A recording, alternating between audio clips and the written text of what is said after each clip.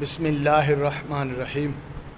آج ہم بات کریں گے جناب سیدنا عثمان غنی رضی اللہ تعالیٰ عنہ آپ کی سخاوت کے حوالے سے۔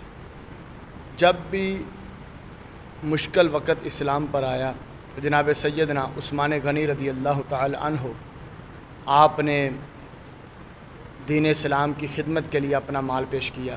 غزوہ تبوک کے موقع پر جناب حضرت عثمان غنی رضی اللہ تعالیٰ عنہ نے 1000 اونٹ دیے بطور تحفہ سرکار کو، اور سامان کے سمیت، اور 70 گھوڑے دیے، اور 80,000 درہم یا اس سے زیادہ یا اس سے کم دیے۔ جناب سیدنا عثمان غنی رضی اللہ تعالیٰ عنہ کی شان وراء الورا ہے، اور آپ کی سخاوت۔ اب مدینہ شریف میں اگر کنویں کی باری آئے تو سرکار مدینہ صلی اللہ علیہ وسلم اعلان فرمائے، تم میں سے کون ہے جو صحابہ میں سے کہ جو میٹھا کنواں خریدے؟ تو جناب سیدنا عثمان غنی رضی اللہ تعالیٰ عنہ جا کر 40,000 درہم کے اندر آپ نے وہ کنواں خرید کر مسلمانوں کو وقف کر دیا۔ یہ تھی آپ کی سخاوت۔